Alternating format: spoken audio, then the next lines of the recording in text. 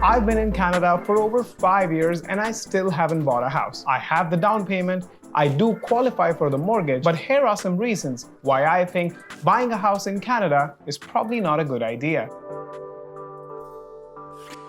Hello and welcome guys. Just yesterday, I did a poll on my Instagram where I asked you guys, what are your reasons to delay a home purchase? And more than 50% of you said it's too damn expensive. And so many smart people cannot be wrong at the same time. So I took the decision to take the matter in my own hands and start digging for some data. This graph here shows the increase in average income of households in Canada compared to the rising cost of home ownership in Canada. And here is another graph showing the comparable data for United States just across the border. Now looking at these two graphs, we can see one thing very clearly. While the income and housing prices in United States have almost been rising in tandem, Canadian housing market is what Charlie Munger calls bonkers. So here's my conclusion. Insanity can go really far, but it cannot continue forever.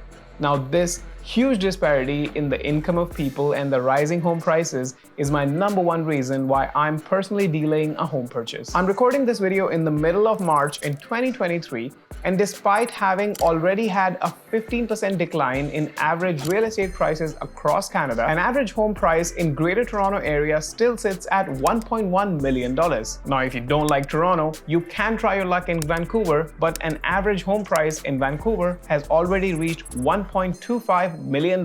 And even if you're willing to settle down for one of the coldest cities in Canada, Calgary, you will still need to shell out $600,000 because that's the price of an average home in Calgary. To afford a house that costs $600,000, I need to come up with a 20% down payment and closing cost that total to $130,000. First of all, this already starts to look difficult, and then you factor in the monthly payment of $4,200 per month for a 20-year loan, and a home purchase quickly starts looking like out of reach. Your monthly payments do depend on interest rates, which currently sit at an all-time high around 4.5%. Interest rates in the near term are either going to rise or stay elevated for at least a year until Bank of Canada decides to cut down the rates. Now, when I look at all these numbers play out, buying a home doesn't just look like a bad decision, it looks like a scary decision to me. Just take my example. I'm 27, my partner is 25, and committing to a $4,200 monthly payment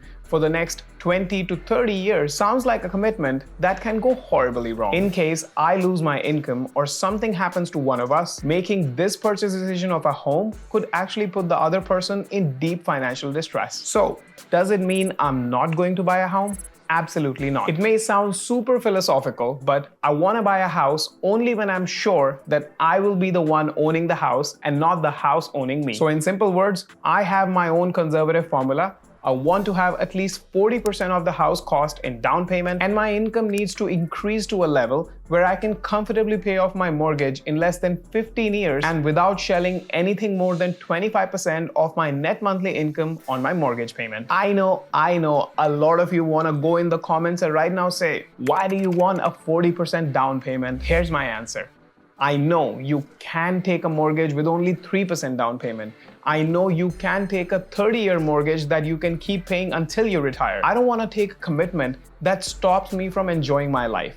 I want to own a house, definitely, but I will own it only when I can pay it off before turning the age of 45 and without affecting my standard of living. Now, a lot of people, especially realtors and mortgage brokers, will never agree with me, and that's fine. Taking debt to me is a form of enslavement, and I don't want to be enslaved for 30 years. In the last 5 years of living in Canada, I have seen a lot of people in different situations. I've personally known people who have bought an entire house in complete cash payment, and I've also known people who have paid less than 5% and the rest on mortgage to buy their first home. And finally, I have also seen examples of people who do actually own a home but practically live on something equivalent to dog food. So owning a house that takes 90% of your paycheck away in its mortgage payment is definitely a road to unhappiness for me. So whether you agree with me or you don't, make sure you don't become house poor. House poor. Get it? You own the house, but you are too poor to own it. We're already halfway in this video, and all the realtors, mortgage brokers, all those people have already bounced off. So now I can start telling you my secrets of how I'm preparing to own my first property. I'm currently using a high-yield savings account to save up my down payment. Currently, the Neo Money account gives one of the highest interest rates on everyday savings in Canada. There's no lock-in period, there's no conditions, and you can withdraw your funds at any point in time if you face an emergency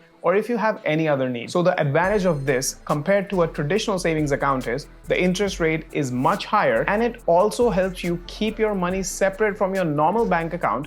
So every month when I get my salary, I'm first sending a payment to my Neo Money account to keep it separate for my down payment. Also, the interest keeps adding on and helps me reach my down payment. I've personally been using Neo for over 1.5 years, and I've already earned more than $500 in interest alone. For the next 2 years, my plan is to live frugally and keep saving at least 25 to 30% of my income and pull the trigger when I can comfortably own my dream home. And if a few of the people who are watching this video will still agree with me, and for all my friends who like to take less risk and avoid the unnecessary FOMO that realtors and the real estate market creates, this strategy could be conservative, but it is definitely a less risky way to approach the real estate. Full disclaimer, this video is sponsored by Neo, but that doesn't change the fact that this is one of the best accounts to earn interest on your savings in Canada while keeping your funds insured by CDIC. Now, if you're looking to sign up to a new Neo Money account for yourself, whether it's to build a down payment or to save up for an emergency fund,